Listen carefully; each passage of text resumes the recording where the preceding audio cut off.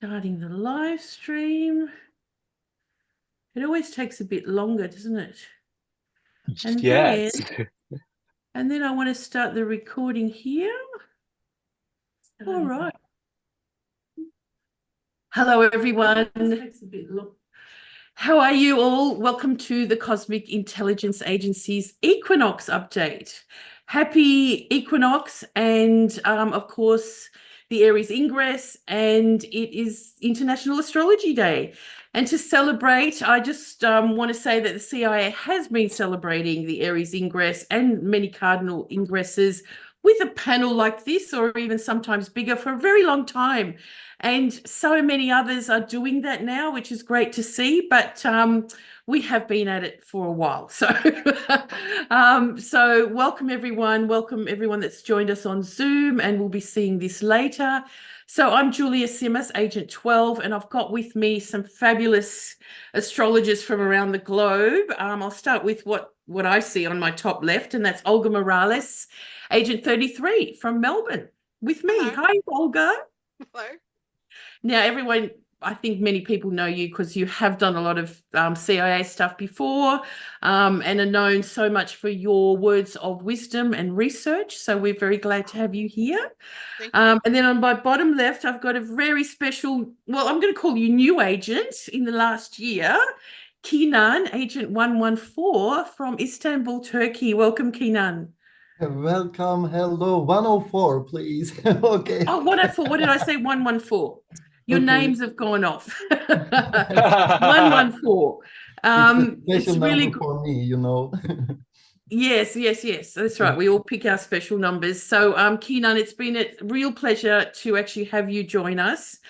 We met in Istanbul in 2019 and have, of course, kept in contact. And we've got quite a interesting surprise coming up. And we'll tell you a bit about that later. But we're all meeting in Istanbul in June this year. So we're very excited, the four of us. So that's why I've gotten these four people, agents together. And then we've got the wonderful Rod Chang, all the way in the UK. Welcome, Rod. Hello. Good evening and good morning here. Good morning. Yes, good morning there. And you've just been traveling through back home and China and Japan. We saw all your Yeah. photos and astronomy photos. Rod does amazing telescope photography. So, well done, agent. Thank you. Yes. And Rod, you have also been with us for quite a while. I think since, I can't remember what conference in Australia, maybe 2012.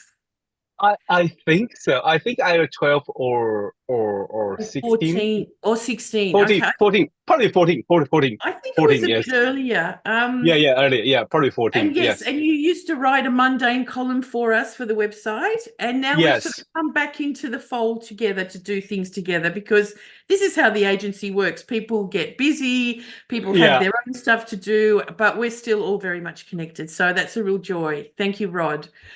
So what we're going to do, I'm going to start. We've got a few slides organized here. I'm going to share my screen, just get a few things organized. One sec. Play this. There we go. So yes, everyone can see the slides or not? Did that not? Yes. Yes. Oh, you can? You can see them? Oh, awesome. So it usually has a green bound around it. But anyway, as long as you can see them, that's great. So the equinox has already happened today. It was at 3:06 a.m. UTC time. So did you guys do something special? Or this is our something special for today, isn't it? Yes. Yeah. Did you do any, are you planning anything else? Because it's still morning there. You, Rod? Anyone else online? Well, I mean, for me, this is very special. Get up so early on early Equinox day. It's like, yes, a new start. A new start. Beautiful. Yes. So we have an amazing sort of, oh, I can't get this off the screen. Sorry. Someone's raised their hand. Anyway, you guys keep up with what's going on in the chat and what have you, and let me know if I need to. So I mean, some of us that will be joining us maybe on YouTube or seeing this on social media may not know all of this. So it's just a really quick introduction to what we're celebrating today. And of course, that is the sun crossing the equator. So the ecliptic line is the sun line crossing the equator, or the celestial equator, denoting the start of the tropical zodiac, which we call 0 Aries, or the Aries Ingress.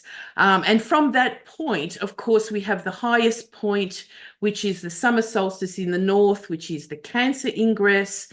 Opposite the other equinox point is the Libra Ingress, and the Capricorn Ingress when the sun is back down in the southern hemisphere. So sadly, we say goodbye to the sun today as it's going to make its way north.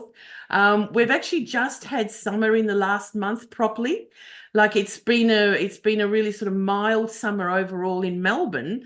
But Olga, isn't it amazing that, and I talked to my mother in Sydney, it's windy and cool and it's like autumn straight away here today.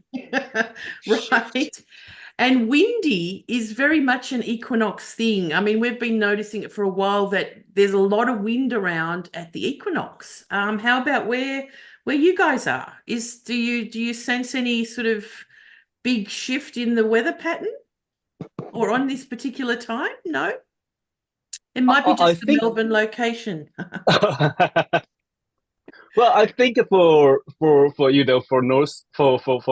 hemisphere, especially in the high latitude like England, it is a very obviously when the time approach toward the kind of end of March, you really feel that the temperature changed and the weather get a little bit mild. Yeah, a little bit mild. You don't really go in there with a huge jacket, and you probably like a body warmer or something else. And and the weather, tiny bit better, but England is always cloudy. So if you just look outside, it's not very big difference, but I see. Hey, we know the change is coming. Right. So anyway, the change of seasons and of course the start of the tropical zodiac, which is why we celebrate it as, International Astrology Day, or most astrologers do.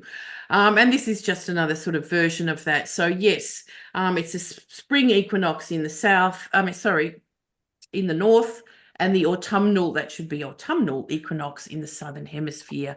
And then, again, just quickly knowing that as we've got a constellational zodiac showing up here, we can see that this equinox point is now at the end of Pisces and the beginning of end of Pisces and moving into Aquarius over the next couple of hundred years, depending how you calculate it. So there's about 5 degrees to go before the equinox precesses into Aquarius. But anyway, that's a bit of a different story. But just to know that we do, let's say, I say this because there's so many people, let's say, on our Cosmic Intelligence Agency's social media pages that say we don't know what we're talking about and it happens to all of us astrologers that we don't know what we're talking about because we're not, the sun is not in the Aries constellation at the moment, right? And of course, that's not what we do. We use the tropical zodiac, which is what I said, starts at 0 Aries, and that is because of the equinox, okay, as it crosses the equator. And of course, the constellations are out of whack with that and have been for the last, 2,000 years, have been moving out of alignment, okay? So it's really important to know that there are 3 zodiacs that we are always very aware of, right? So we have, this is not the chart for, yes. Your slides aren't coming up. Oh, that's what I asked before. No, we're just on the front page. Oh, okay. Let me start then. We're just on the front page. How about now? Yeah, that's better. Oh, okay. Yeah. I don't know why it does. That's why I was saying, yeah, okay. So anyway, what I was showing before, let's just this is the images I was showing before then. Okay, so the sun being right here. Is that the one you saw first? No. We didn't see anything. We just saw Yeah. Aries. All right, well, just go back. Here's the sun crossing the ecliptic line is the sun line crossing the equator or the celestial equator. This is another version of that as the sun now heads up towards the summer solstice in the north and will come back down. And of course, I was pointing out the cardinal points, which is the four corners of our zodiac that then denote the turning points or the equalized points at the equinox, or denote the extremes when the sun is at 20 minutes declination north. Okay, so we're going to look into that a little bit more, and then the constellations being not directly aligned with no longer the tropical zodiac. So this is the three constellational zodiac I was talking about. So inside we have a chart beginning at 0 Aries. The second chart, the second band around is showing the sidereal zodiac. Okay, but the sidereal zodiac is also measured in 30-degree increments. So is also not aligned in the end with the constellations, because we can see Pisces is a massive constellation, so is Virgo, and Aries is tiny, and Scorpio, which is a huge constellation, is actually relatively tiny on the ecliptic because it crosses it the other way. And we can see that here, this sort of crossing point of Scorpio constellation. This is the area they call Ophiuchus. Okay, so this is where the foot of Ophiuchus sits on the constellational zodiac. So there you go. Keep that in mind. We do tropical astrology for good reasons because it's a timing thing. It's a timing mechanism, isn't it? It's the cosmic time that connects us to Earth completely, right? I mean, you can do all kinds of other things if you want. That's fine, but you know, we are connected to the sun crossing the equator at this time to begin our zodiac. Now, I'm sure you've all looked at the Aries Ingress chart in various ways and for your own sort of countries or whatever, and we will look a little bit into that as Kenan and Rod share their stuff with us later on. But I mean, the biggest thing that we kind of notice, of course, is there's the sun. This is just a 0 Aries chart, so we're equalizing that. It's not for any particular place on the planet, although I have set it for Greenwich here. So, I mean, no doubt the moon is very important. The sun's very important. This chart is like the ruler of the whole year ahead. The Aries Ingress chart, you know, pretty much looks at the whole year ahead. And, you know, one of the big things that stands out, of course, is the moon. It's out of bounds at the moment. It's in Leo and it's opposite Pluto. What do you think that tells us about the year ahead? Any comments there, guys? You know, the moon describes the peoples as well as the direction of the people. In a sense, maybe the moon means to give direction. And where is the direction of the public? Maybe in short, on which issues does the public attention focus? Maybe Yeah. it actually gives the answer to this question, I think. So public attention is in the nature of Leo. In other words, people are focused on leaders and managers. Leadership, yeah. But the time dimension, you know that the time dimension that people are in is different now, because Pluto, the planet of generation, has now entered Aquarius. So Pluto describes the struggle for power and wealth, and it brings up issues of violence and maybe exploitation. Yeah. But more interestingly, I think Pluto talks about staying in power for a long time. Especially in the charts I have analyzed, I see that if Pluto or Saturn appear as important planetary placements in the charts, then the rulers or managers or presidents of any country are struggling to stay in power for a Yes. long time. Isn't that the truth? Yeah, that's right. So there's a lot of challenge to their leadership, and it's like holding on for dear life. It's got that feeling, hasn't it? Yeah. Yeah, and pretty interesting is like when we analyze the old list together with the moon trine the sun, and also the sun has formed a sextile with the Pluto, and that is pretty interesting. That is somehow I read in a different aspect. It would be like the sun as a leader, and then when sun conjunct Neptune, somehow their position a little bit weakened. They're a little bit, they don't know what they're doing, or they are really kind of somehow messed up.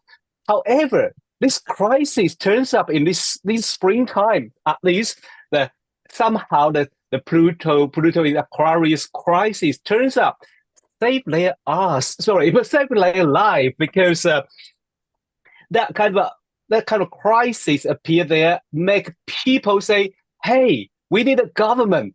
We need someone called leader." And then so somehow this try kind of give them, we hand the power to the authority. Say, please save us. Well, because in times of crisis, yes.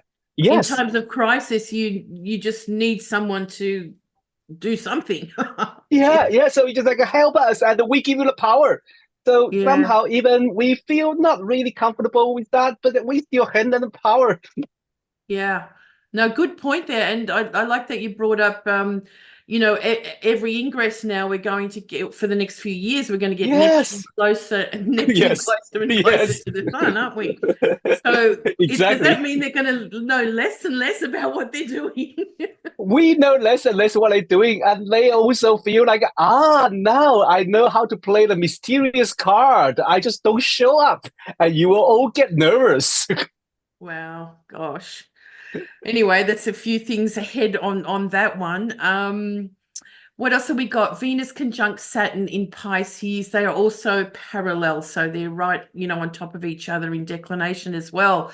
I mean, that's a pretty tough one. How do you see that, guys? Saturn and Venus. I mean, Venus kind of, let's say, softens the Saturnian harshness some way, but when you see where it's kind of presenting itself on the astro map through Gaza and through Moscow and stuff, you kind of looking at these extreme sort of measures in so many ways happening. Yeah. What I will read this Venus conjunct Saturn would be similar, because it's like an echo to the moon opposite Pluto. It both shows the feminine right somehow has been kind of limited or violated. We still remember in 2022, in the Aries Ingress chart, we have a moon square Pluto that year. That was the year in the United States they overturned the Roe and Wade case. Right. And it was huge, shocking, really a huge shocking. But to be honest, thanks for them. I never know this is so important for us, because for most of us, we probably thinking that is our right, isn't it? We never think about we need to protect it until it's been taken away. Until it's right. Yeah. So I'm a little bit worried, but I mean a tiny bit worried, because there is a double whammy here: moon opposite Pluto and Venus conjunct Saturn. But here we have a kind of exalted Venus. Venus could be a little bit over, a little bit high, what do we say, a little bit higher position, a little bit more power. Maybe it makes us aware about the importance of this case. Yeah. Or push through to something better from the harsh reality somehow. I agree, yeah. I'm so sorry. Okay, I researched the years when we had Pluto and Moon opposition in previous ingress charts. Fantastic. Yes, as an experimental astrologer, I questioned the past.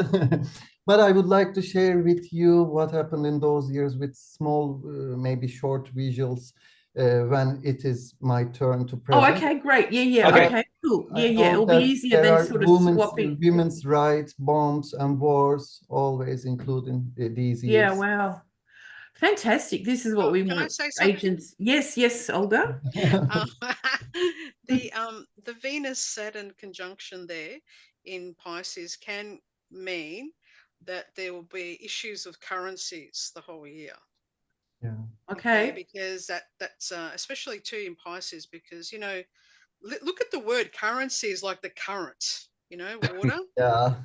Sometimes astrology is very literal in many ways. And Yes. so the currency, because of Saturn there, is not going to be flowing probably as much as usually does. So I imagine that would have some restrictions on currencies during the next 12 months. So Yeah, it'll be right. interesting to see what happens there. And of course, Venus is about the value of things, Yeah, whichever way. Yeah, right. Yeah. Now, a really big thing that's kind of right in our faces right at the moment is the humanitarian crisis with food and people starving all over the planet, and being starved in Gaza and Rafah at the moment, right? So, and restrictions on being able to get what they need. And Ceres, I know some people maybe not use her, but she is about to go out of balance, and for the whole year, because she's in Capricorn. This is now, of course, she's got more extremes than most planets. As a dwarf planet, she's got an orbit that's really quite, out of whack. So when she's in Capricorn and Cancer in those areas, she can go very far out, and she is doing that this year. I only noticed today. And she's, of course, squaring the nodes. Okay, so she is right in the line of the eclipses. And, we can see that, it's already, she's, presenting herself with the lack of food, the death of so many children as well. And, how that is going to be somehow accounted for, or, it's such a complicated, difficult issue. But really, I mean, it's a huge crisis, and we're just kind of looking on. How do you see that? There could be issues with wheat too.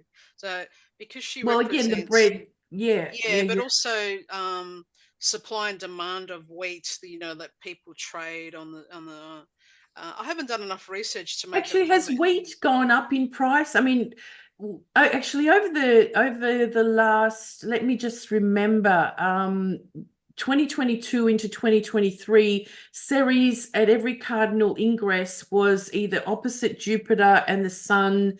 She was at a zero cardinal point. And we had the price of food go up, like extremely, rise in the last year and a half. And we also had the wheat crisis of Ukraine because of, being a big supplier of wheat. And then there was the ships that sank with the port with the wheat or whatever it was, remember? And Ceres was directly involved with all of that, or you could see her in a really prominent that was in 2022, as we mentioned, that moon square Pluto year. And then a quick check, I just have a very quick check on Chicago's with future. At this moment, it's coming down a little bit. Let's keep finger crossed. It's not going up. It's very low. It's relatively low. I'm just looking at it now. I've got it in front of me. So the high was in 2022. Yeah. And now it's quite, it's only like at 500 or something. Okay. So. Well, anyway, it's something to keep an eye on, because she is squaring the nodes, and, the crisis that is happening, or the humanitarian crisis. There's so many people displaced on the planet like never before. Yeah. Right. I was reading before. So, that's a very Pisces Saturn thing as well. The whole Piscean sort of barriers, borders breaking and all that kind of thing. But, Ceres is very much involved with how it supports, the people as well. So I look at Ceres as very feminine Pluto in a sense, or a quicker moving Pluto, put it that way. But also very moony and nurture, the mother archetype in a different sense. So then we've also got Mercury Chiron North Node in Aries, which is, of course, you know, the signature of the eclipse season, isn't it? You know, that we're just about to have an eclipse in a few days, and then a solar eclipse over the USA. So how are we looking at this Mercury Chiron North Node Aries signature presenting itself? Yeah, It's well, really complicated to understand all of these things. But I think Neptune will be the key point now. We didn't skip this part. I don't know, maybe because Neptune, you know, the main topics of this year, we are analyzing the sky configurations, but especially we follow the planets, the generational planets, and then you know, the generation planets describe a scenario that has existed for a long time, and the other planets, Jupiter or Chiron or any other significators in contact with this scenario give us important information about how this year will go. Maybe we can understand the Neptune settlement because there is something important in the exaltation rulership, you know. It seems to be of a more karmic, I think, more global influence. What do you think about that? I don't know. Okay. Of course, Neptune is not in the exaltation rulership. We are only talking about the 27 degrees of Pisces. The main thing is, of course, to associate it with Venus. But can we see the spoiled side of Neptune here? I don't know. What does this spoiled aspect mean? I mean, could it be steps taken without caring about anything? For example, I'm not in charge anyway. It's not my job. For example, if a ruler starts a war, can he say, is it environmental I'd just like to say pollution? it's Yeah, almost like getting away with it in plain sight. That's yeah. something like that. Everyone's seeing it, but there's nothing we can do, right? Yeah. Like everyone's affected, but you know, in the end, what is it then that you can do? Something like that. It's a big one, isn't it? The other one is Jupiter is at the midpoint to the cardinal degrees as well. So we'll have a look at that chart in a sec. So Jupiter, of course, brings in the justification of doing things, isn't it? You know, and really strongly, like, you know, again, we Human see rights. this, we sort of see this whole sort of scenarios come into effect, you know, before just today. You know what I mean? Like it's been coming for a few months, hasn't it? And a really interesting Mars at 27 Aquarius, the humanitarian sign, is in the 45 square to Ceres. And it's the USA's moon degree as well. So if when we look at the astrocartography chart later, Mars is right on the IC through Washington. So we have this, you know, battle going on pretty much. And this is where I was thinking about Mercury Chiron North Node and the eclipse conjunct Chiron is like the wounded leadership. You know, like, you know, none of them are right. Like, how can this be that there's nothing good to vote for? I 100% agree with you, Julia. And that is like equal to the Sun conjunct Neptune. They weaken this power, and we see we are kind of we really only have these two to choose anyway. Yes. But I think in all around the world, because also early this year in Taiwan, just had an election happened, and to be honest, people are kind of say, could we have something better? But you know, that's the election. You always end up like this. I want to apply that kind of a Mercury Chiron position, because I doubt there's something there, because if we use large orb for midpoint, I know some astrologer only use 1 degree for midpoint. But if you use around 2 degree of midpoint, this Mercury Chiron midpoint would be right on the sun moon midpoint too. So Right. Mercury and the Chiron would be around the sun moon midpoint, around that area. So that is pretty interesting. That is pretty interesting to see this Mercury Chiron take such important position. So it could be like criticize or try to correct something, or try to point out where is the problem. But Yeah, right. also, it could be silence. We all know anyone who dare to question the authority usually has to face some either Just gets locked up. Gets locked yeah, up. yeah. That's even in a democratic country. Yeah. Yes, no, yeah, exactly. So Yeah. there you go. And then the other interesting thing, 27 Aquarius, you know, is some people know it or understand. I think it comes from Carter's time as being the axis of astrology. 27 Cool. Leo and Aquarius. So I don't know what that means really, but in the sense for the year ahead, maybe astrology will become more prominent. I know it's, you know, in articles in New York Times and all kinds of stuff these days, and more sort of sensible articles overall. But maybe there's some prominent something that happens with astrology. We'll keep an eye on that, all right? Or we'll make it happen. And this is the mid. Oh, sorry, Olga, go. No, I was going to say, have you got a dial? Yeah. Yes, here we go. Here we go. Over to you. Wow, this is like, look at this shape.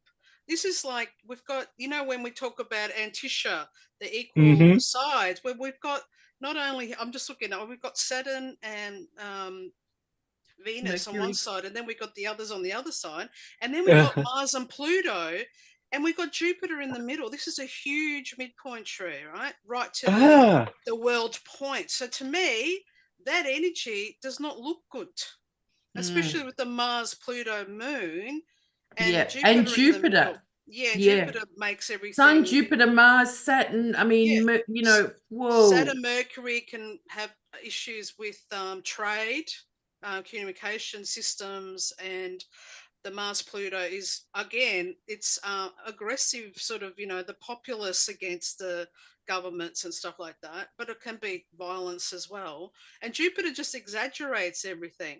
So I had a look. I wanted to find out last time Jupiter, if we've ever had an ingress of Jupiter at 45 degrees there, and I couldn't find one in the last 100 years. So, really? Yeah, wow.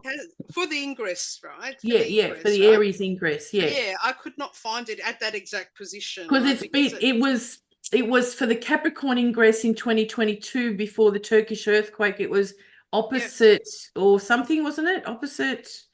Okay. Oh no, it was conjunct the Sun. Sorry, it was conjunct the Sun.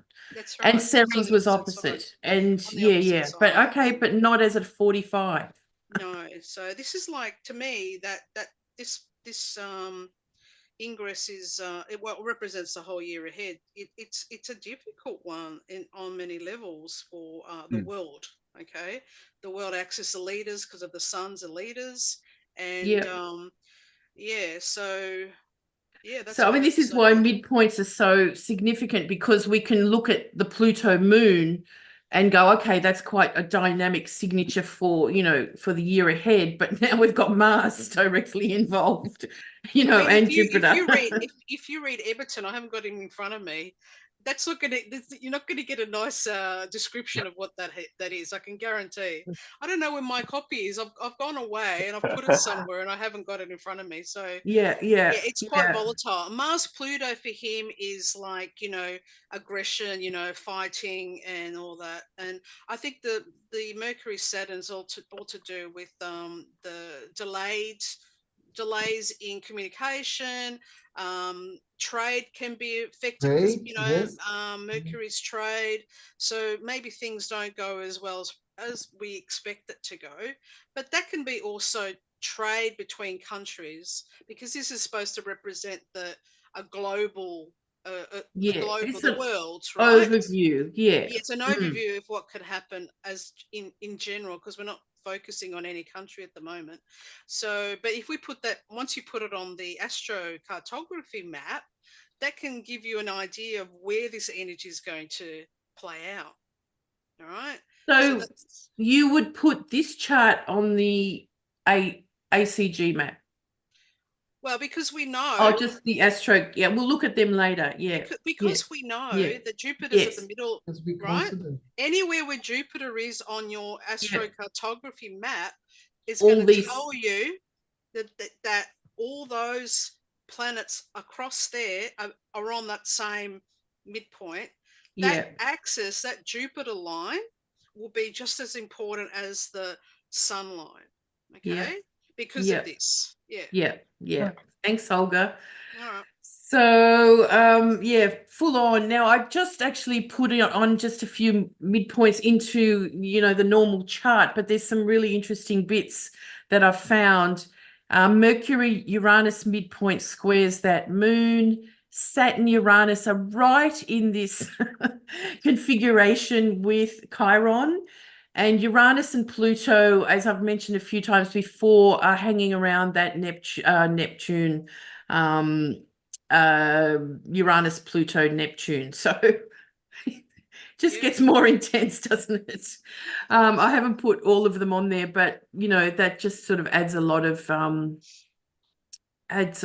And Saturn moon near Uranus there as well, or that's a bit wide. Any comments on those? No. Oh, here's Veronica. Veronica has just replied. She's just found the Eberton book, and Mars, Pluto, Sun, Mars, Pluto equals intervention of higher power and violence. I mean, that's just in the chart so many times already, isn't it? Moon, Pluto, Mars, Pluto. Yeah. Whoa, okay. Is it safe to go traveling? We'll be all right. We'll be all right. We'll be all right. And then just let's have a quick look at the this is a declination chart grid, and we can see Ceres about to go out of bound. And again, I've mentioned this before, Pluto's been hanging on the edge because he's been in Capricorn at that end of the zodiac. He's been on the edge for a while. So it really sort of helps us understand this kind of, really volatile time that we're in. And Venus and Saturn are also parallel in this chart, both in 8 degrees, and Chiron and Mercury. So everything is just accentuated. Again, the parallels are another level that sort of, let's say, glues it more into more kind of stronger theme, I would say. Yeah. Anyway, let's keep going. I probably don't need to explain this, but for those of you that don't understand the whole kind of movement of the planets, this is something I'll be doing more for the CIA Academy in the second half of the year, just explaining the movement of things and how to read it in a chart, because it is important. And I think often overlooked by, so many things that are said about astrology. So to us, it's important, right, agents? Yes. Yeah, 100% agree with you. Yes. And then this Olga, thanks for this chart. I haven't got solar fire at the moment, but this is the declination graph for 2024. And you can see as planets come together in declination as well quite easily. You can see all the lunations, and 23 degrees is our sort of line of 23 and 20 minutes. And this is the moon going out of bounds twice a month. Every time it goes out. And so again, we're moving towards what we call this lunar maximum. Is it the maximum lunar? Yeah. Major standstill. Oh, standstill, that's it. Yeah. So we've got quite a big conglomeration coming up. This is the Jupiter-Saturn alignment. They're also going to be very parallel, and exactly parallel during their conjunction in April.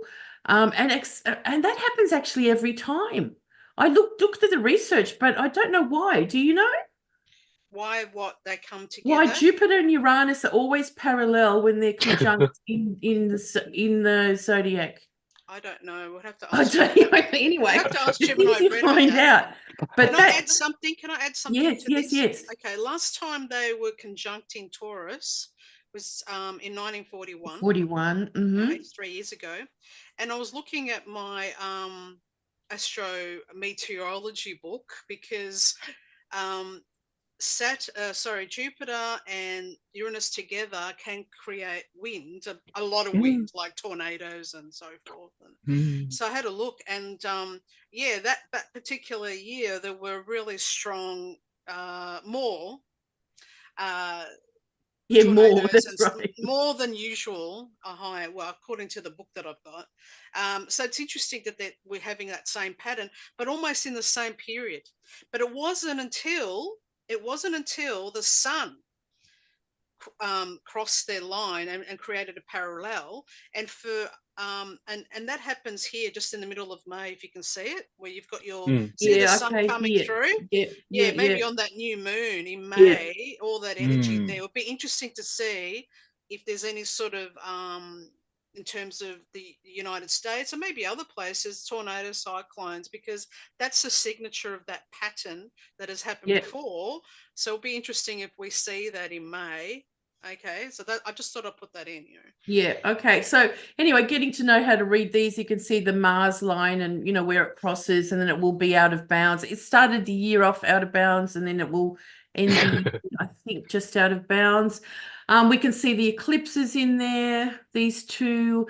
And then I've just noted down here, because Ceres will be out of bounds at this time here when this conglomeration is going on during a full moon. Anyway. So keep an eye, and this is the graph for the lunar standstill that again denotes its peaks in 2025, early 2025, and it's a 9-year cycle of a maximum and then a minimum of 9 years. So it's a, you know, fully 18-year cycle. So again, this adds to this kind of crescendo maybe as we move into also the Saturn-Neptune conjunction at 0 Aries as well. Coming up, and I did some research last year in regard to this, and the lunations, the like big events that happened, and the lunations before, the out of bounds lunations before these events were very interesting. I haven't got time to go into them now, but I think it was in Time Lords magazine, so you can look back at that. So anyway, keeping an eye on that, we are also in the lunar standstill year, really, aren't we? Or coming up to the crescendo next year. So and look what I found. This is now just, you know, again, we're moving way ahead, but it was worth putting in here. This is Ceres and Pluto meeting. When did they meet last time? 2020. Remember? Oh. January 2020, and there was, of course, more things, but look at the degree they're meeting on.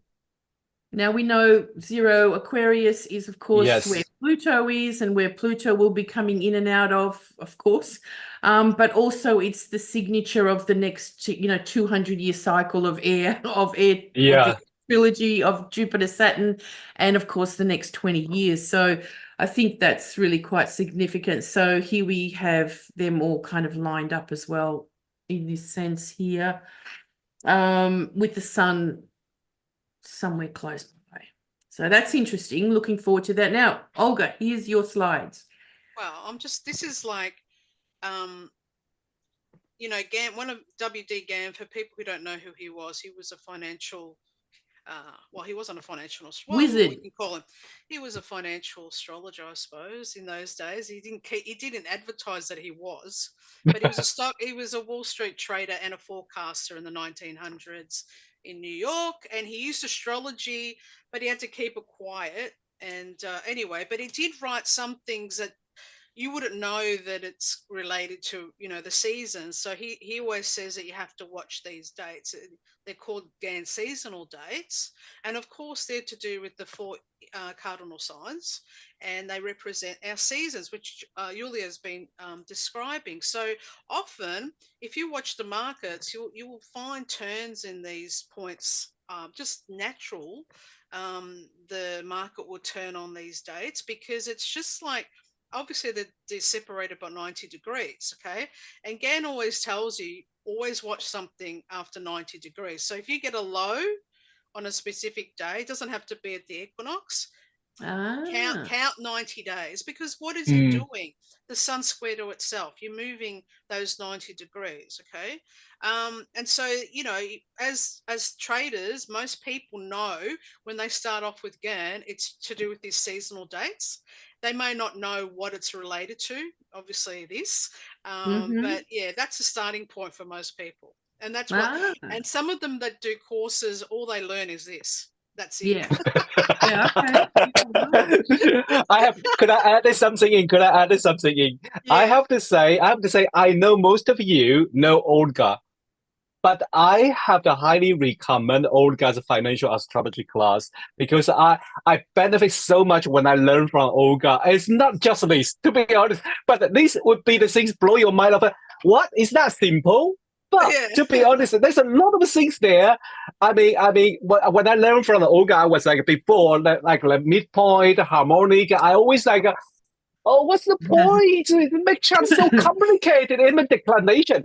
But to be honest, when you study financial astrology, you just like, it makes sense.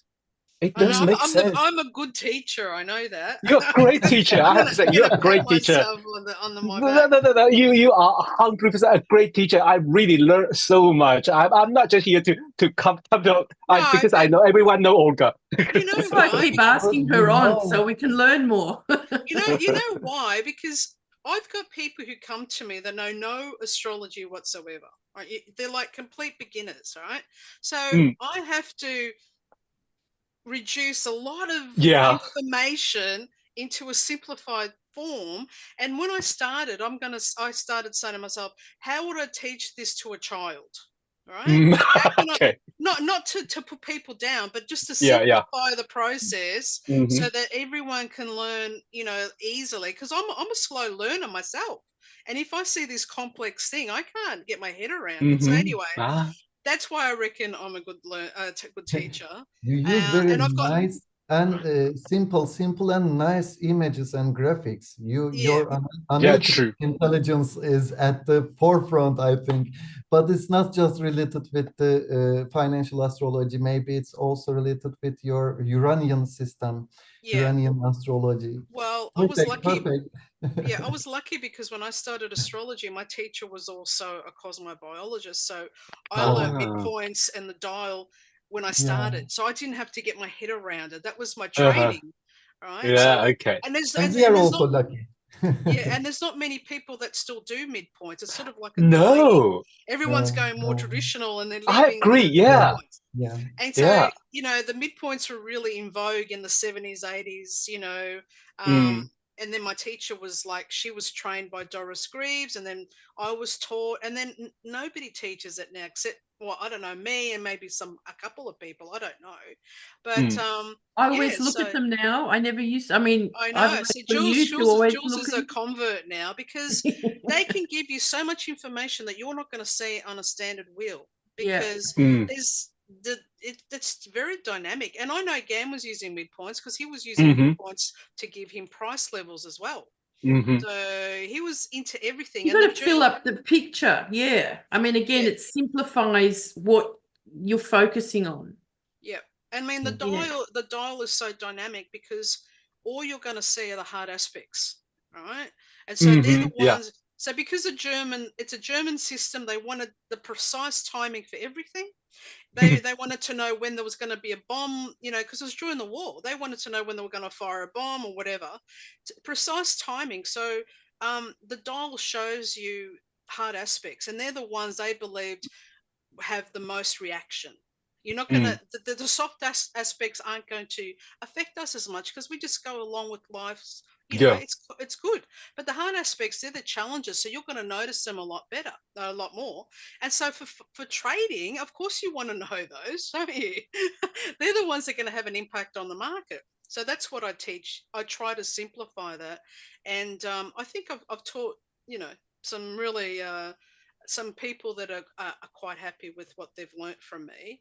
But anyway, Gan is like, for me, it's a very special way of looking at how the planets can actually have an influence on the on speculation and the markets, you know. So these are his seasonal dates, and like they're the basic. Oh, And so sorry. then we can no, you can put it up. Yep. So then I've just put it up on a trading chart. So this is Optima, and they've got all Gann tools in there. So if people are serious about trading with Gann tools, I'm not trying to sell you anything, but in terms of software, they're probably the best software you can get in terms of Gann tools. Okay. And they put a lot of tools on here because of me, because I asked them to put a lot of astro stuff in there.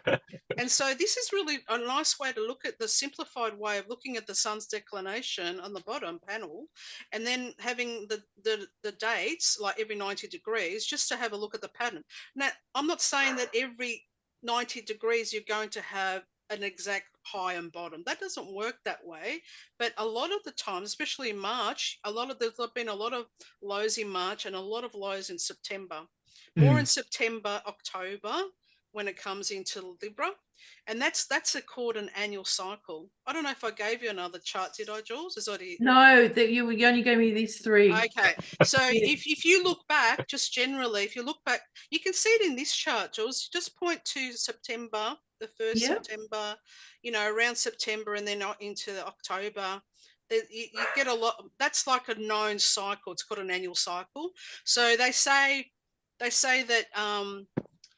you know, in May, that's a bull area, the bull, because of Taurus. And then when we get into Scorpio, that's the bear area. So, you know, sell in May, they say sell in May, go away, basically. So that's just like, you know, the bulls and the bears. So it's Taurus and Scorpio. Okay. Yeah, right. And so that's Yeah. a well-known cycle. So this is very simple, Gann, but it's a good way to start. And like you can apply, Fantastic. I didn't put the 45 degrees in there just to have less, you know. So I Yeah. could have made the 8th harmonic and we do every 45 degrees. So anyway, Mm. and that's why the seasons are important. So it's all to do with the actual ingresses and our real seasons of the sun. So yeah, that's why it's fun. It's fun. Fantastic. Thanks, Olga. Wow. See, we learn so much from you all the time. Now, just a few more quick things before I put you on to who's going to go first between Rod and Kenan. There's, of course, a lot more to look at for the whole year, but we haven't got time for it. We will do it as we go throughout the year. But Rod, I was going to ask you about the elemental cycle of the 20-year, you know, like this year, the wood dragon started off a new 20-year cycle that finishes in 2024.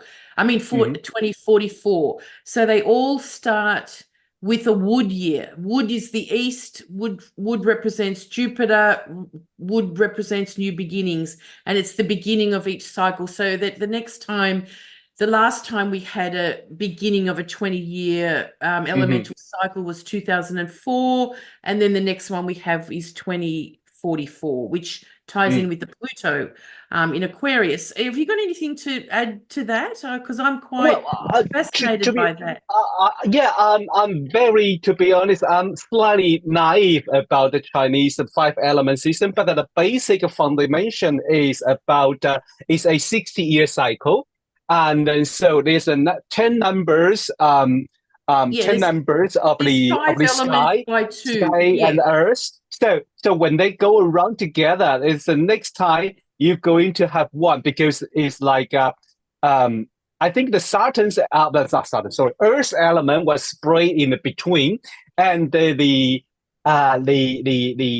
metal or the water and the fire are sequent. So when you have the wood, I need to brush it. Wood's first, fire, earth, wood first, metal, water. So when you come back to the wood, would be the next run.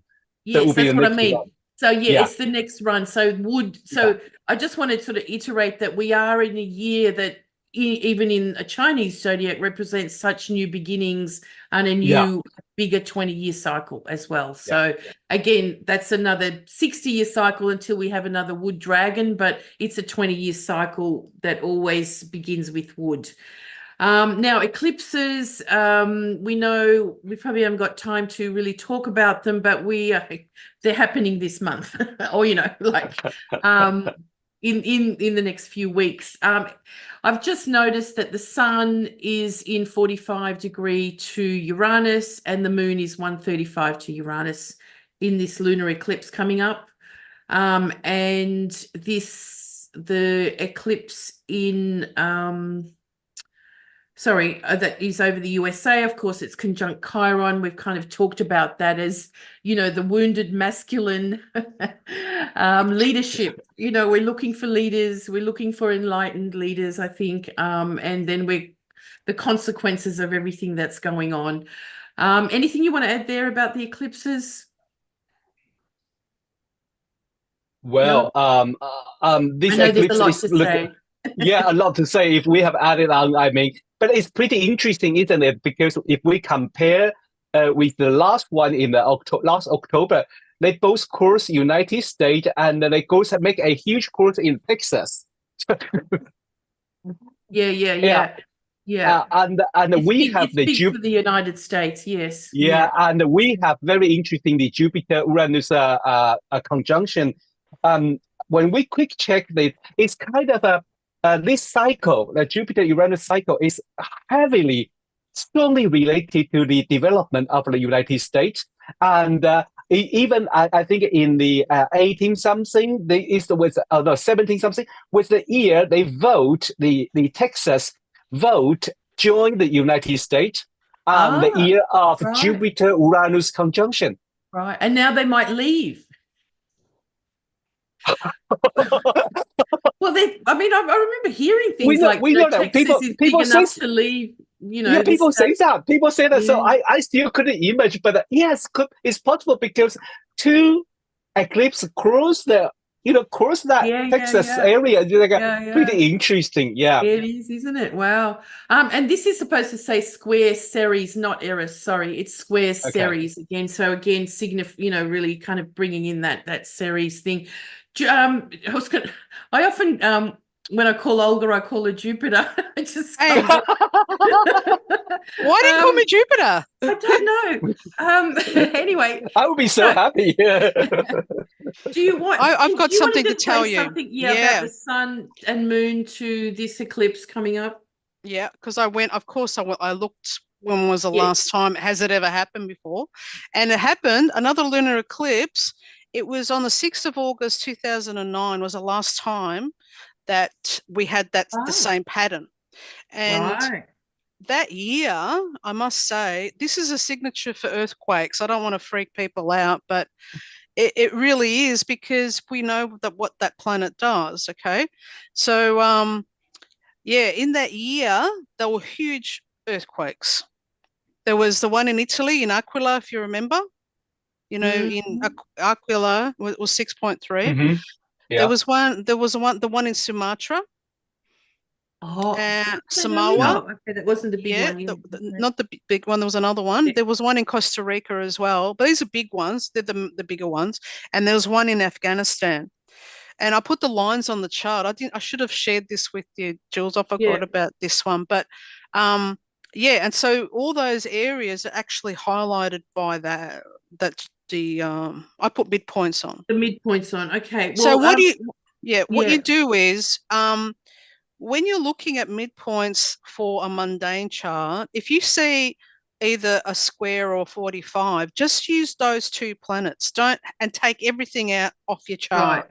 Because you want to know where their midpoint is as well, not just their culmination points. You want to know where their midpoint is as well, because that's where that force comes in.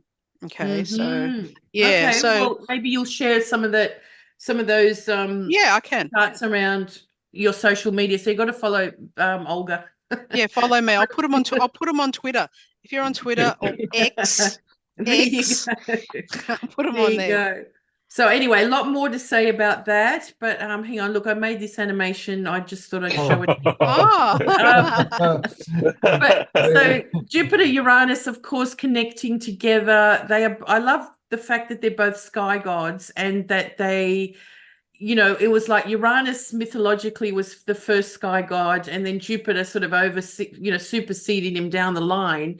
but Jupiter was always there in the sky and Uranus was discovered. So it's just such an interesting kind of combination of planetary energy, but also in Taurus, you know, we've got such a kind of calling to renew things and the way things are done on this planet, isn't it? It's like, you know, we were talking about food and Ceres and all that kind of stuff. Like, you know, there's innovative new ways of solving problems, issues, all that kind of thing. I mean, it's quite exciting, isn't it? But again, we know the history of this combination in Taurus as well, as Olga pointed out before. Anything you want to add quickly to that, to this amazing Well, Eberton calls it "Thank the Lord." So thank the Lord. Okay. So it's thank the Lord because you know, Jupiter, you can have a sudden luck, and he called it that because he had I think he ended up going to jail for some reason, and I can't remember why. But when he had a solar arc, of Jupiter to his natal Uranus, he was released. So he said, "Thank the Lord," and he reckons a lot of people say, "Thank the Lord" when this is thing. So it's supposed to be sudden luck. It's one of the midpoints I use for people when it's lucky for them. So if this activates your chart at 22 of Taurus, you can win, you know, the lotto. So it's sudden luck. It's sudden luck. Yeah. So it's a financial astrologer, of course. Yeah.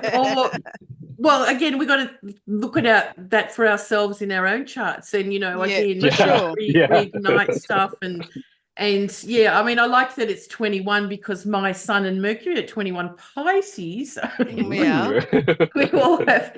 And I'm just putting this in real quickly because I haven't got time to talk about it, but I am going to be talking about the Venus star point in Gemini, not only in Istanbul, which we'll talk about at the end, but when is it for OPA? On March the 31st. So if you want to find out more about what the Venus star point in Gemini is kind of meaning for this year, it's quite significant because it's what we call the leading star point in Gemini. It was where the transits happened. So it's also on the north node of Uranus. And although this Gemini star point has been leading up to this over the last, you know, every 4 years, it's close to it. This is the closest pass with the north node of Uranus. And Ariel Gutman and I are going to do a free talk about that on April the 25th. So keep an eye on that because I haven't got time to talk about it, but I think it's a really significant thing for this next, you know, 3 months, you know, up until June, you know, the next solstice. And of course, the Bitcoin halvings happen in the same years as the Venus star point. So in Gemini. And this one is due around the Jupiter-Uranus, exactly on Jupiter-Uranus timing, which I've done. I'm not going to go into this and I'm going to quickly turn it off, but this is what I'm going to be talking more about when we meet up in Istanbul. Which is coming up, and I'll tell you more about that as we. Sorry, that took a bit longer, but we were all involved, so that's good. So who wants to go next? Rod, Kenan, you go. Kenan, go first. Please. Okay. So any questions out there? Thanks for being here. It's very interesting. I love these chats we have. And happy birthday, by the way, dear Julija. Thank you. The green dragon still has green hair. Yeah. I turned 60, everybody, just last week. So, yeah, the green dragon returns for me. Okay, let me share my screen now.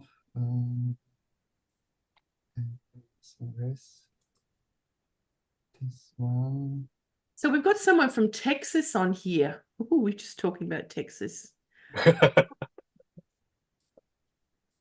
you share my screen now? Yes, we can see it. Okay. Hello again. I will not explain the topics which we just talked about in these slides. I'm going to skip these pages. But I want to repeat that I think Neptune will be the key point. You know, of course, Neptune is not exaltation here, but but I'm just want to say that this is the first Pisces ingress of Neptune. And we can see that the moon and sun midpoint at At 19 19. degrees of Aries. Mm. And it's important for us because we have already an eclipse through this time, but Yeah. Sorry, Kenan, you've just pointed out that the sun is exalted at 19 Aries. We didn't say that yes, before. and Yes, and thanks for pointing that out. another my chart is the Pisces ingress of Neptune, the second ingress of Neptune Pisces. You know it's a retrograde, and this time again, Wow. moon and sun midpoint is in at 19 degrees of Aries. So that is also important for us. And then, you know, the same name, same leaders always came together. This one, this one, this one. I researched the years when we had Pluto and Moon opposition in previous ingress charts. And, you know, 2013 and also 2012 and 1977 is important years for us. Let's us just briefly recall what happened in those years. As you can see, Pluto and Moon opposition in here, 2030. Especially we see that there was a military coup in Egypt, and also Gezi Park event in Turkey, in our country, you know. And in June, maybe you can remember that Edward Snowden disclosed or exposed classified NSA, National Security Agency documents. That was also Jupiter in Gemini, wasn't it? Which we're going to get. Yeah, Yes. yeah. Yeah. And the other big event is the Boston Marathon bomb attack took place, and that was a big tragedy in here. You know, Pluto is associated with Hades in mythology, and we all know the story of Hades kidnapping the women he loved. If Moon means women, Pluto Moon opposition can describe the abduction of women. Oh, right. Yeah, It can tell us about issues that go against family and traditions. And as you can see, this Cleveland abduction happened in that year. Yeah. Just a question, Kenan, with the Pluto, with the moon now in Leo, could be the abduction of males. Male, maybe, I don't know. But another year is 2002. When we look at 2002, previously you can see in 2013, Moon and Pluto were the opposition. The kidnapping of 3 women in Cleveland was on the agenda. But if you pay attention, if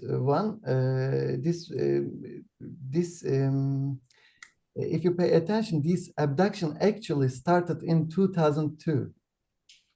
Yeah, and it's 2002, the year 2002 was recorded as a year in which internal security was increased after everybody know the 9/11 attacks, especially since the opposition was in Sagittarius and Gemini. Issues such as intelligence and communication gained an important emphasis, of course. Especially US President George W. Bush signed the Homeland Security Act that year. You know, this statute, and maybe I can say something about this one. Also, Moon signifies women, and Turkey entered 2002 with the following news. As you can see, especially this part is more emphasized. The husband lost the head of the house, and men and women were given equal say in the management of the marriage union. That's fantastic. Wow. And the last one is It had to be cold. Oh my goodness. Gee. and And that was 2000 and what? 2002. Gee. 2002. Yeah. This news is amazing. And the last one, 1977. When we look at in 1977, we again see the massacre in Taksim. And maybe you can remember that the 2013, because Yeah, it right. happened, the Gezi Park protests. And we also see wars. There are Somalia, Ethiopia, and Libya, Egypt wars. In short, civil wars, leader elections, and terrorist incidents are frequently between these years. And also, I would like to remind you that this year, Chiron was discovered, just Ah, yeah, right. Yes. Yeah. 1977. Yeah. Wow. Yes, it is important for us. Actually, And then, Chiron was discovered at 3 Taurus, wasn't he? Which is Yeah. square. Yeah. Isn't that 3 Leo? yeah. Anyway, just adding something, Kenan. Of course. It's great what you've done. Ireland just rejected changing the constitution to change the wording of women in the home place. Do you remember hearing that? Just this week. Yeah. It's very similar to what you just said about the 2002. They just voted no to changing something like that in Ireland about women's place in the home in their constitution. Yeah, I Wow. just So I interesting. just saw it the other day. Thank you. Yeah. Thank you. And in the lunar eclipse, we should use H.S. Green is a world-renowned astrologer and has written an important book, Mundane or National Astrology. And also Raphael gives the same meaning with additions. They said that we should examine the new moon and the full moon when evaluating the ingress charts. There is a full moon for us here, and this is an eclipse moment chart so its effects will be more in the foreground. Here we should use lunation and ingress chart together. And when we look at this way, a lunar eclipse takes place just days after this ingress time. In the ingress chart, the sun and moon midpoint is at 1 degree Gemini. And 1 degree Gemini, and 1 degree Gemini makes a square with 1 degree Mars in the eclipse chart. So the planet Mars move into Pisces and trigger the ingress chart, I think. And the effects of square aspect can be related to seas or waters, liquid matters. And it may be related to customs, I think. It may be related to foreign nations. And Pisces nature is that. And now you can see, for example, the Mars ascendant line passes between Greece and Turkey. A Mars line passing right through the agency described the movement between the two countries for a year. And this year, Greece has granted Turkish citizens the rights to enter its islands with a quick gate visa. When they granted this right, it was at the end of the summer season. But now, the new year and the new summer season, this region will gain more activity. Therefore, both countries will take security measures, I think. And we can also say that hot sales and movement activities will also increase in this region. As Mars tells about spending, of course. And when we examine the Jupiter-Uranus conjunction cycle, I think this conjunction will have an impact on wars, nuclear waste, environmental sensitivity. I think, for example, the Ukraine-Russia war taking place just north of the Turkey has always been handled with its economic dimension, but no one talked about the catastrophic impact on the Black Sea. We are talking about the sea that was already polluted by the Chernobyl disaster. Now, due to nuclear waste and the destruction caused by missiles, shipping is almost over in this region. So we will see the effects of the situation more, I think, 2026, because when Saturn and Neptune will conjoin at 0 degrees Aries. But I think this conjunction will trigger the Middle East. And maybe, as you can see this charts, in the conjunction chart, the areas where the Pluto MC line intersect are in Turkmenistan, Afghanistan, and Iran.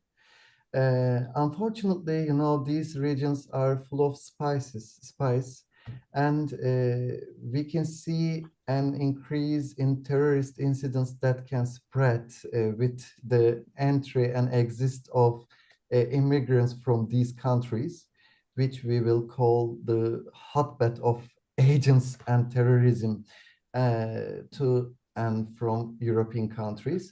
But below, the Arab countries also come to the fore because the sun line passes through the Arabian Peninsula, as you can see. And in the Jupiter and Saturn conjunction chart, the sun is at 1 degree Taurus and makes a square aspect with Pluto. And so when we consider these situations, these indicators can trigger both the Middle East and the Arabs to get involved in wars. And I have summarized the main issues that the country authorities will approach with sensitivity. You can read it here. I think they will focus on regulating the wrong refuge policies, and the issue of lack of supervision will come to the fore again, and visa procedures and customs inspections may be stepped up, and border operations may be on the agenda this year. And on April 10, 2024, Saturn will conjunct Mars, and in this conjunction chart, we observe that the planet Mercury again affects the placement in the ingress chart. Mercury will go retrograde after this period, In other words, it will pass through these degrees 3 times. So therefore, we can say that global communication will come to the fore for the whole world. And Mercury is also the main indicator of trade in classical astrology. And we know that it is an indicator of buying, selling, and barter transactions. And Saturn also describes the administration of the state and government. And the triggering of this conjunction with Mercury creates a scene like this.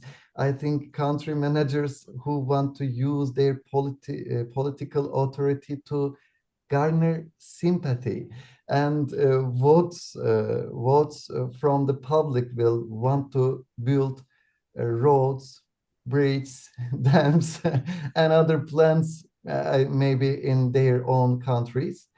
And they will also demand cash flow from foreign investors for these projects. Foreign investors will take advantage of this situation and cooperate with the manager. This story is a familiar one, because this story is a familiar one for all of us. It is a way in which the economies of countries with significant underground wealth and raw materials collapse due to management failures, And also I will recommend John Perkins' books on the subject, everyone. I'm sure you have read them before, but I want to remind you again here because I was very impressed when I read them first. And I think you will benefit a lot from them to see the political plan of today.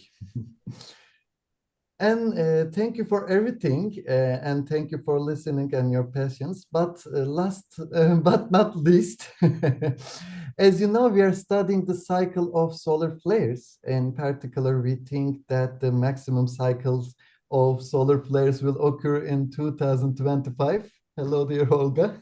Yes. But scientists say that this cycle will not last until 2025.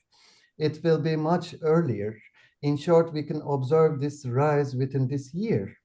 And these cycles cause wars, fractures, disasters, and economic changes. Olga Morales shared a fantastic article on this subject in the last issue of our Time Lords magazine. And thank you for her. And I will recommend you to read it, and maybe she would like to publish more on these topics. I don't know.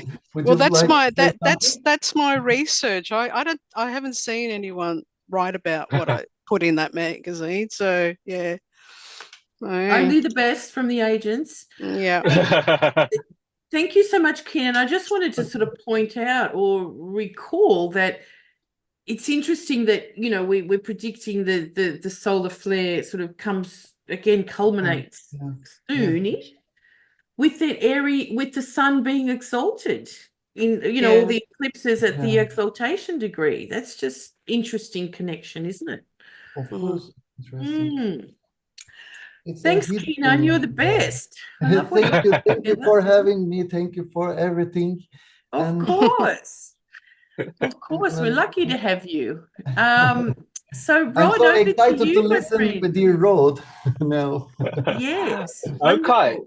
Okay, I'm going to share my slides. And I hope you can see it. Well, today I'm going to focus on China, because I think this is they call themselves awakening dragon, or we call ourselves.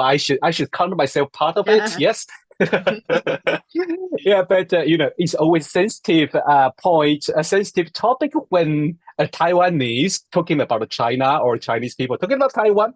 But let's just keep the balance point and respect each other's view. That's it.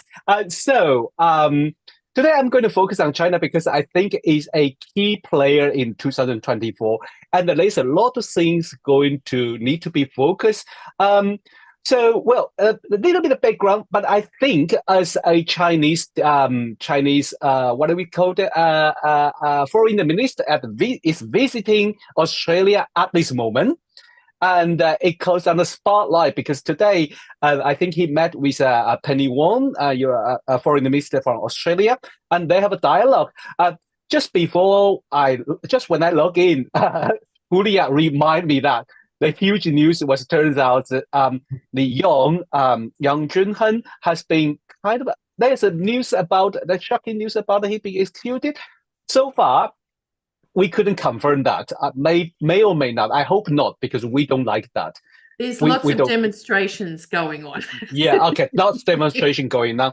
And I really hope they are not, because that is not a smart move in the diplomatic talk. And as I know that the kind of a trading, we know what happened in the Canada, because they both hold hostage from each other until they can find the trading point to say, okay, we release each other's. So I hope they will release, because that's my guess. Okay, so at this moment is that, well, it doesn't look really nice for China, especially they are so proud of themselves about economic, and they used to be the factory of the world, and they really also expecting one day renminbi, their currency, can replace US dollar. Okay, I think that is a huge step to leap. But at this moment, they are facing economic downturn. Even they say their GDP is growing 5%, but I really doubt that. But what we know is the estate agents used to drive the Chinese economic market for maybe last 25 years. At this moment, they are facing a downturn. The biggest Chinese estate agents called Evergrande or Hengda was kind of a liquidation last year, end of last year, and many of the estate agents had a bankrupt or facing a financial crisis. That really slowed down the Chinese economy, and we even heard about the economists call China at this moment not inflation but deflation, and that means people wouldn't dare to spend money. They want to hold the money because they don't know when it's going to. They're probably going to buy better things. Political wise, we clearly see, you can even, I think, people, if you have the kind of knowing China or go or contact with China, you know the environment are a little bit more and more restricted and limited. I used to traveling to China pretty open until 2018, and we aware about the kind of the censorship and things, the limitation. You shouldn't say this, you shouldn't say that. And we even received a later say you should not practice astrology. You should explain to the police. And so, but the people don't know about that, because that's true. You should know, practice any kind of divination. Any divination, it's not just astrology. Any divination is illegal under communist belief. So be aware. If they don't give you a warning, fine. But if they give a warning, run fast, or just say sorry, I won't do it anymore, and move away. Okay. Yep. Rod, I was just going to ask, so all the astrologers that go and teach in China, I know. is that illegal? It's illegal, to be honest. I have to tell you, it's illegal. There's a lot of it, because it's out in our nature, in kind of a Chinese culture nature. Divination is beautiful things. We love it. Yeah. Now, there's a lot of local practice too. But honestly, under the communist rule, that's illegal. Right. So you should be very careful, very, very, very careful. That's it. They could be easily like this Australian writer. They could hold you as a hostage. Yeah. And they use you as to demand a ransom from your government. Be careful. Yeah. There's many astrologers. I don't want to say loudly, but just put in mind, you are doing something that communist doesn't like. Okay? Know that. Especially. Is that at the exaltation degree? I mean, of astrology? I don't know. Could be. And I think usually they are pretty relaxed, because since 1980s, the whole Chinese political system and the censorship was a little bit relaxed until Xi Jinping holding the power. That's why we feel a little bit dangerous, because they used to be fine. We know the astrology and any art divination are okay because it's against law, but they just say, fine, you people like it. Like, did you do it? Now, any prediction can against the Xi Jinping. So, any like economics not right, or people are going to against you. He's not happy with that. He will put you in prison. From July, there's the anti-spy law, counter SP. Anyway, sounds like another place we've heard about. Yes, and that put a lot of people in the trouble. Russia. Yes. Yes. So this is the chart. From the Aries Ingress chart, we can see that moon. Well, I would say the political reason, they have the Sun conjunct Neptune, and also Venus conjunct Saturn in the 10th house. Well, government is not clear about what they are doing, but one thing they are good in is to cause the fear or use the crisis to manipulate people. And I think the current situation with Australia is the similar. What I mean is the China against Australia, because this kind of hostage, they put someone in prison. They just say, you want to negotiate with me? How much you're going to give to me? How much political benefit you're going to give to me? And that's how they good with it. Okay, so I think this is going to happen in China. Another thing we mentioned earlier about the price and the currency. You can see it very clear in this chart. Moon in second house, the opposite of Pluto in the eighth house. We know the trade war between China and the United States around, I think, 2018 to 2022 was just to make easier since Biden become the government. But now, again, I think there is a threat coming up, and I think it's the whole world. And this kind of, but the strong impact into China, I think you can see the moon in second house. So maybe those luxury, they think is a luxury necessary in daily life. For example, the milk from Australia and New Zealand, or the red wine, those may be necessary in the everyday reader. They I think they probably, yes, or they have, because you can see the Venus exaltation is the luxury things too. Yeah. Conjunct Saturn, the trade overseas has been cut off. So the price will go sky high. The price will go sky high. Oh no, yes. that's Mars. That's Mars. Iris Mars, yes.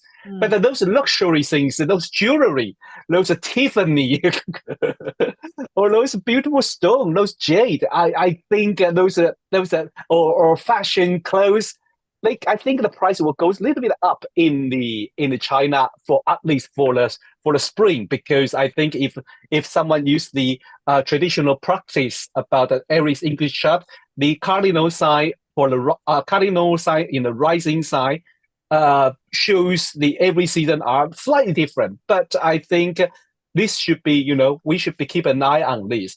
Another thing is about the diplomatic and the Taiwan issue.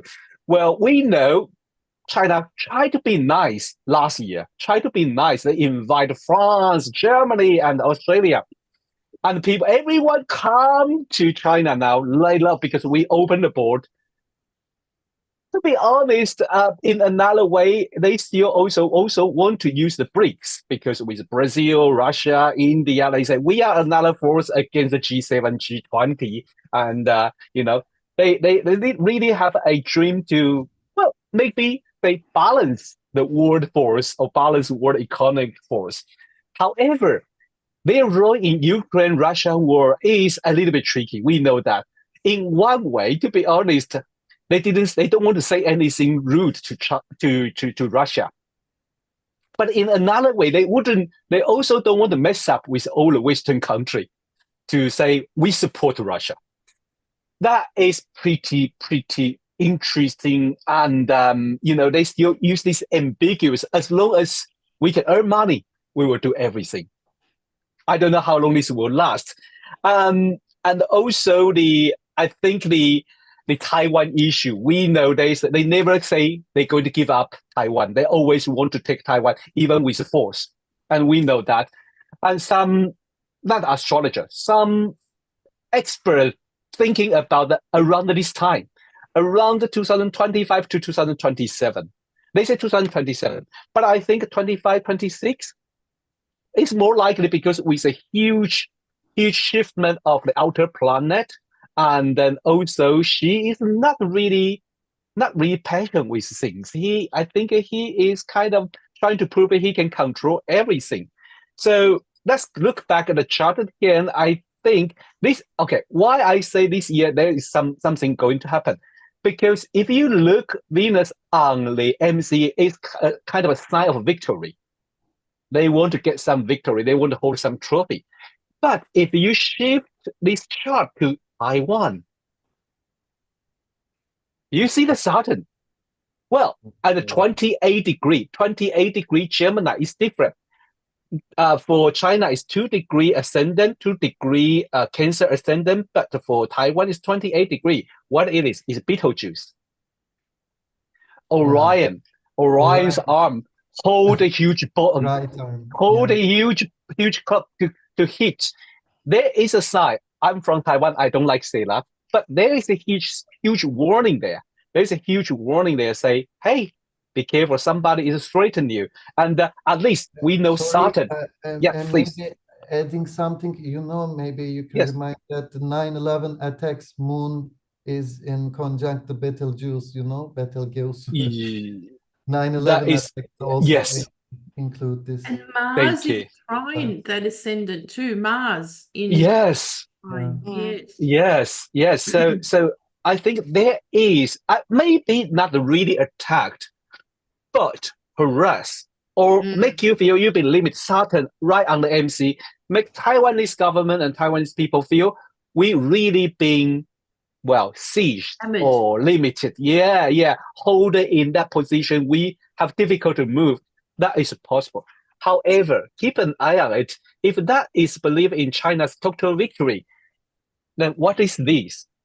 We have two eclipse charts. One is next week, next Monday on the 25th of March, lunar eclipse chart. Jupiter-Uranus conjunct MC. It's interesting. You can say like liberal or maybe, trading being opened or maybe more company join them, more tech company join them.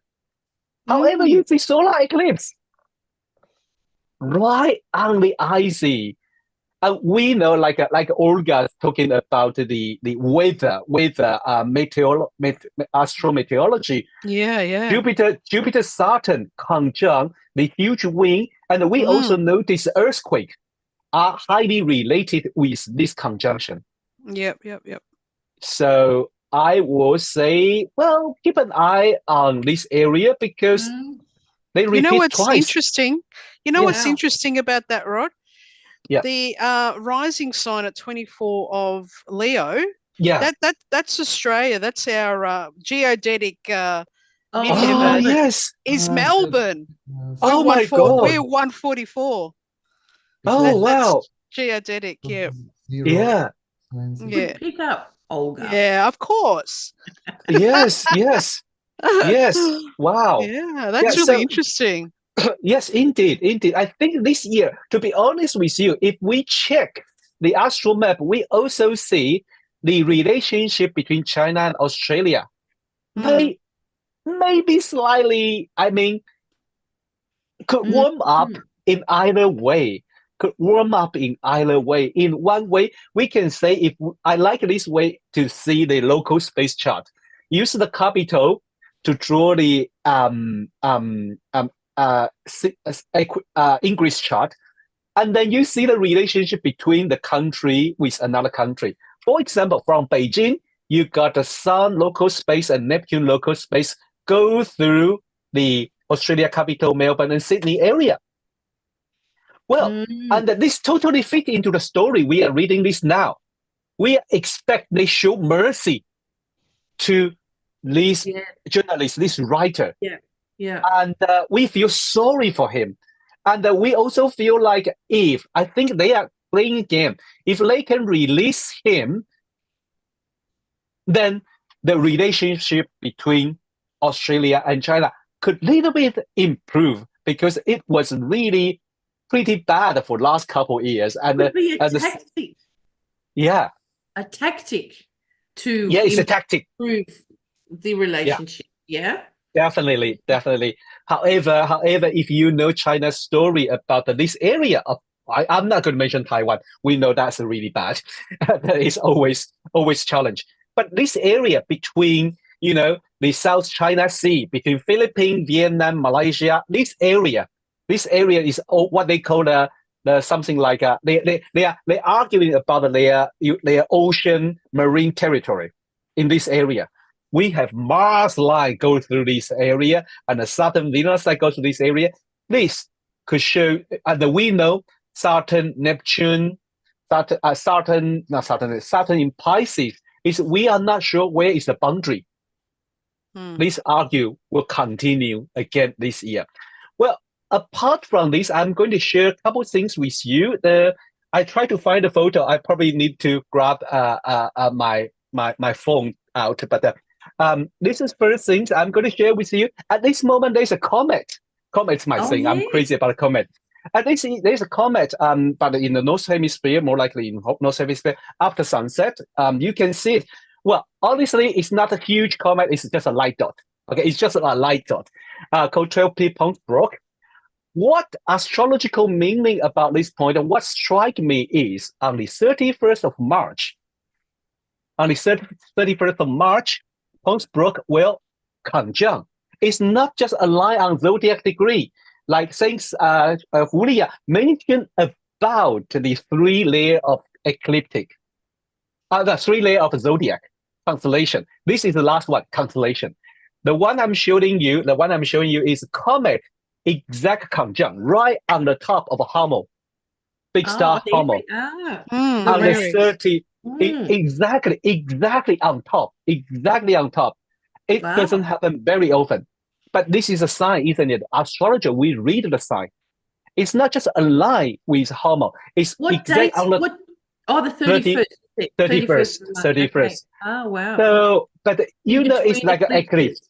Yeah, yes, and that we know comet sign. When we read comet sign, is we reading yearly. So when you can see a comet, the whole year would be a strong impact. I don't want to say like before a crisis or death of a king and queen. It could happen, or the country leader. But Mm. we all know what Hammel is about. It's a ram. Is the huge stick to run through the doorway, to broken the wall to attack or conflict. So we should be more aware, especially when Julija just mentioned about in the United States, Aries English has a Mars on the IC. We should be more aware about the either conflict, protest, or even riots. Or maybe, I really don't want to say that, we have Gaza, we have Ukraine, Uranus. We really don't need another one, but who knows? Well, it's more erupting of, it's almost like you can foresee that things are not resolved at all. Yes. Yeah, and they are not resolved. Could be escalated, could be even turns a little bit larger scale with this sign, And end of this year, we have another comet, and it could be a potential great comet. Just keep an eye on it. I don't want to be too excited about it. Comet is always unpredictable. Comet is always unpredictable. And that's from me today. Well, I was about to talk about Jupiter Uranus cycle, but I think we already talked about that. So that is pretty interesting. Like Olga already mentioned, last time we have the Jupiter Uranus conjunction around this degree was the 1941. And that was the Second World War escalated. When Japan attacked Pearl Harbor, and then United States decided to join the Second World War. And that is a game changer. That's a game changer. Yeah, so right. I don't want to say there's a war, but it's a game-changing time for this year. Well, thank you. That's from me. Oh, fantastic, thank you. Rod. Thank you. Wonderful to hear all this. We could go on for I know. I know. And we will, because guess what? We're going to Istanbul, aren't we? Yes. Yes. I don't know. When? We are all meeting in Istanbul. I'm just going to put a few more things up. One sec. Oops. Can you see that? When Just, will you I know come? we've talked about the astrocartography, but just kind of highlighting, these are the maps that we keep looking at all year, right? So instead of going into every sort of little bit about it, but, we can see Saturn and Venus right through the most affected area at the moment, which continues up through Syria, which is an ongoing, disaster, and also up through eastern Ukraine. Okay, Saturn and Venus, as we were talking about in Pisces. So, it's just incredible how it sort of shows itself, doesn't it? Then we've got Jupiter crossing with Ceres right, over the UK. Now, there's something else going on there, which I'll show in a second. But Rod, there's a lot of talk about the royal family and what's going on there, or that someone's got to die, or someone's died, or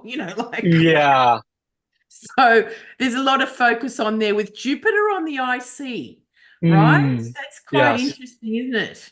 Right through there. So keeping an eye on that, as we talked about Mars on the IC crossed by Uranus around, in Washington area.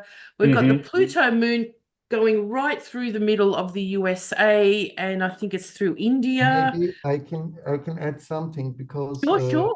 Yes, yes, yes. Moon MC is the reveal the needs of the people. Pluto I see can mean letting go of unwanted things, maybe. The following news comes to mind this time because the banning of the TikTok application. You Oh, know, in this may where? increase tensions between China, the owner of Oh, TikTok, in and the US. America. And Right. also, the moon is about users, Oh, and the so play, the data. Leo, the playing. So Pluto and the moon shows data security, I think, especially for the Pluto Aquarius period. Social media is brought to the forefront, and moon Yeah, means right. users, and I think that security issues related to national data through social media may come to the fore, I think. Yeah, yeah. Thank you, Kenan. And then also we've got Mars rising over Moscow. Yeah. Don't need to And say more about that. Let's Mars, just get rid of the opponents. You know. and you know, Mars IC line, in when considering this line, we need to pay attention to the placement of Mars in the chart because Mars is at 27 degree Aquarius. It's also the ruler of the planet Aries. And I think that the good intentions can be abused when Mars is in Aquarius. Especially people should not think about their own interests. So they should focus on things that will benefit the society, but Mars means Yeah. aggression. And unfortunately, since it is on the IC line, roads, regional marches, demonstrations, and protests will increase in America, I think. And Mars tell us where the most energy and effort is spent. Since Mars is in Aquarius, the most energy can be spent on the societies and private foundations, I think. And only here impatience may come to the fore, I think. Impatience is related to the Well, people.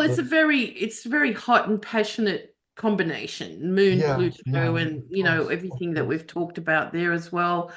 So anyway, look, there's a lot more there, but again, we kind of highlight these things during the year as we kind of go, oh my goodness. I mean, like Somalia, what's going on there? There's pirates and there's shooting Yes. and there's hostages and Neptune and the sun right through there, like in this whole area. So it's quite telling, isn't it? And then of course Moon, Pluto right through Europe in a sense as well. So yeah, we'll keep an eye on that. And then I've just put the geodetic chart in, and again, keeping an eye on things. But what sort of most amazed me at this time is the Iceland volcano just keeps going, doesn't it?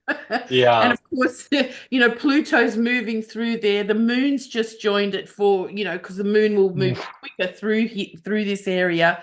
But Saturn and Venus, they're all on Iceland, and Mars is actually moving up to, geodetically will be moving into this Pisces area as well. So keep an eye on that spot.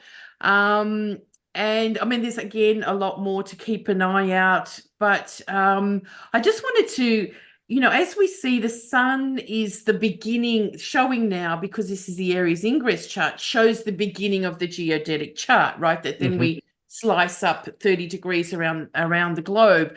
And let's just think about Saturn and Neptune meeting at that point. And we talk about the royal family and it's dissolving and it's changing. And, I mean, you can really see it coming together in these kind of charts, can't you? Something's really big on the way for change.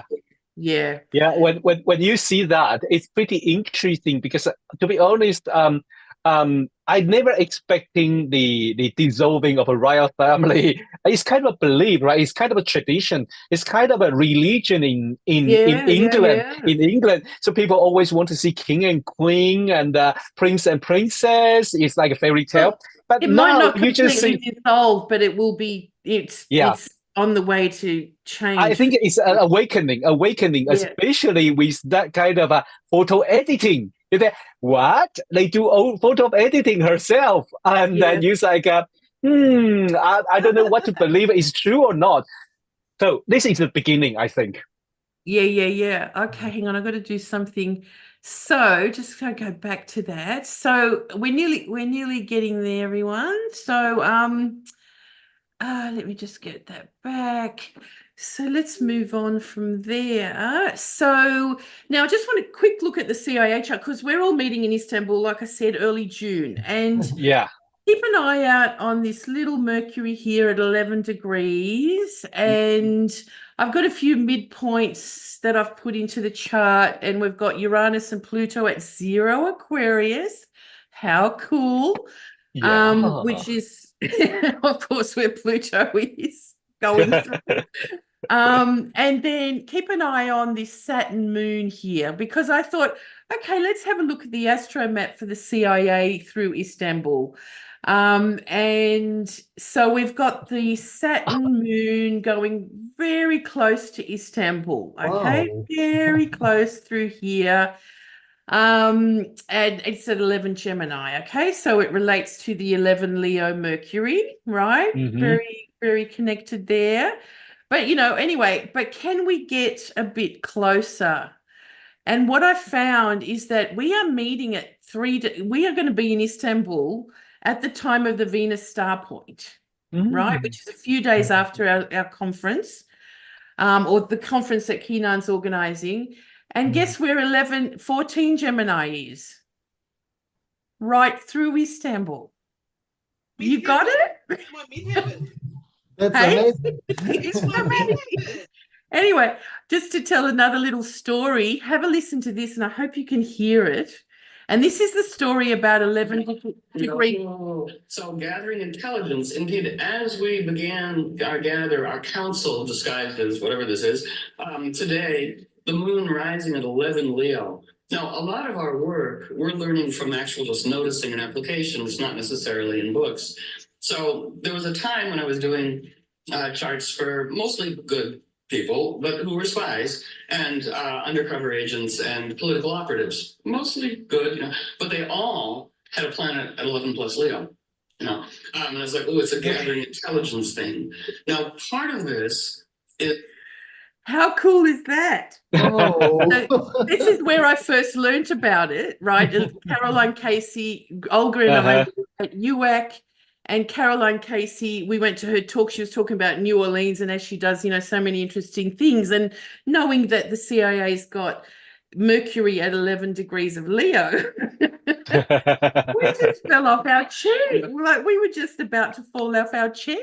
We did, going, oh my God. So there is evidence that 11 Leo is very much connected to, agents. Let's just say. And so when we were in New Orleans, or Olga, and I never knew this before, this is the CIA chart. Mercury is this pink line. Mercury is on the IC near New Orleans, crossed by Uranus. Oh, sorry, this is the Mercury-Uranus midpoint, goes right through New Orleans.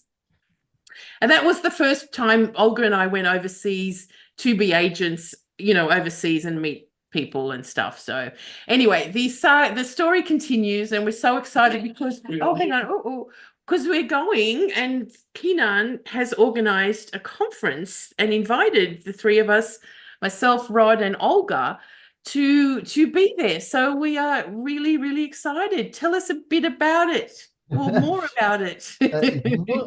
I'm so excited also because CIA is an amazing organization, and there is a great flow of information. And I really want everyone to join this organization. And I have been member and follower of this organization for a long time. And now I'm also working as an agent in there. After our conversations with the Have you got anything at 11 Leo? Yes, 11 Leo. Or where is 11 Leo in your chart? I think I've asked you. In 12th house, but my rising sign is in 15 Leo. Oh, there you go. Close enough. It's a little closer. And we will be organizing a big event with the wonderful astrologers you see here in Istanbul on June 1st, 2nd, and 3rd. And you can visit our website and contact me for more information and details. We will come together with 5 valuable astrologers in Istanbul Astrology Organization, and we will host our guests at Üsküdar Voley Hotel in Istanbul. The first day will be open to everyone and free of charge. You need to contact in advance as we have a limited number of places, you know. The number of participants may be full at the moment. I'm not aware of the final numbers, but on June 2 and 3, we will also organize online workshops. Each of us has different topics, you know. As all astrologers, we have chosen to focus our main theme on financial astrology and economic forecasts, or of course forecasting techniques, and we will especially examine company and institutional charts, and we will examine the WD GAN technical analysis. We will examine rising setting charts techniques, and dear Julija will share her valuable knowledge about how we can use the effects of the Venus star cycle. On the first day, each speaker will present his or her own topic, and the presentations of our astrologers will be translated into Turkish. That is important area, translated into Turkish with consecutive translation. On the first day, our topics, maybe they want to share their topics. Don't know. Would you like well, we to can tell say a something little about dear Julija? well, you've done such a good job, but yeah, again, we're going to, there's the day we introduction to our workshop really that continues in the other days, and yes, I'll be focusing on how to use the Venus star cycle, you know, to embed it into your astrology and be very aware of it and its patterns and the ups and downs really of your own cycles, to do with, you know, was that a good time, you know, 4 years ago or 8 years ago when Venus was in Gemini, you know, doing the star point in Gemini, yeah, and that kind of thing. So I've been, of course, you know, teaching and following that for a long time. So I've always picking up great things to share about what I have found. What about you, Rod? Tell us a little bit about what you're doing. Okay, there is 2 topics. One is about outer planet cycle, and that is, I think, is to be honest, for modern astrologer and the financial astrologer, for us, that's a fundamental. That is the basic things we have to learn. Yeah. But I think it would be nice to focus on it, because there is so many amazing things when you study Jupiter-Saturn cycle and the Saturn-Neptune cycle, even the current, what's going to happen about Jupiter-Uranus cycle. And we heard about so many today, so I will put the things together. And another topic, I don't know, as the company chart organization, and then also the first trade chart, because that is pretty interesting when we study financial astrology about the trading of the stock market, and then or any kind of things. It's like fitting into our idea, but everything has its own chart. And how does those charts, when the stock market start to be sell on the market and can change the performing on the market, and that is pretty interesting. So I'm going to share this idea. Fantastic. Can't wait. That's fantastic, of course. And Olga, and you are doing, of course, WD GAN, an intro workshop, and then a more in-depth one, yes? And his methods? Hang on, you're muted. Oh, I can't hear you. Maybe I've got my... How's that? Yeah. I think the first day I'm just going to introduce GAN, and then my workshop will be on some of his forecasting methods. I don't want to tell you too much. It's a secret. Yeah. You got to be there. You got to be there.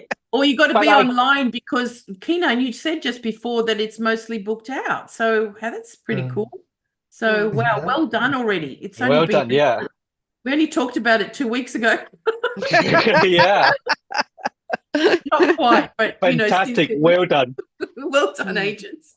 Anyway, so people and Kenan, sorry, you are talking about rising moon charts, yes? Yeah, the first day in my speech, on the first day, I will explain how to examine the rising and setting techniques in the charts. It's a technique that I often use, especially in charts where we do not know the time of birth.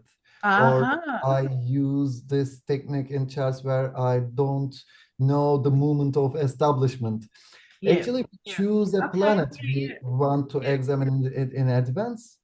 But we reference the moment of ascension of that planet according to the coordinate. So this is a very interesting technique. As a result, it reveals the quality, the initial energy of that movement according to the coordinate. For example, in treaties signed between countries in history, I use these sign techniques. For example, the Antarctic Treaty or the Treaty of London. I especially bring the planet Venus to the movement of its rising and make examinations. And cartographically, I examine the lines of the Venus rising charts, and we get incredible results. So in the speech on the first day, I will explain this technique to our participants with examples I have applied myself. And second or third day, I have a workshop. And in my workshop, I will explain astrological SWOT analysis techniques under the guidance of the star. I will explain with which indicators we examine the strengths, weaknesses, opportunities, etc. I will share the charts of institutions and important companies, and I have been consulting for many years. So I will also work with the charts of world-renowned and well-known brands. In our workshop, we will divide the techniques we apply in astrology into 4 separate sections. For example, the 4th harmonic chart will actually be in the threads tab in the SWOT analysis, 4th harmonic chart, or the part of fortune and the indicators related it will be included in the opportunities tab in our SWOT analysis table. So in this way, we will learn how we make evolutions in company charts, and we can also use this table to find out which choice will be right for us when making important choices in our personal lives. It's not just related to the financial charts also. And also, I'm so excited. Thank you for everything. And I can't wait for June to come.